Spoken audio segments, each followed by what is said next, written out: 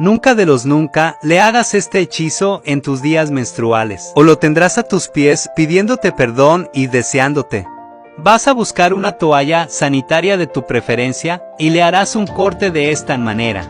Luego con tinta roja vas a escribir el nombre de la persona 7 veces. Le echarás 3 rocíos del perfume que más utilices. Dobla el papel siempre hacia ti y éntralo en la toalla. Y te lo vas a poner en tus días menstruales, y verás cómo esa persona llega humillada y con deseo de ti. Para trabajos más fuertes y personales escríbeme al link que está en mi perfil.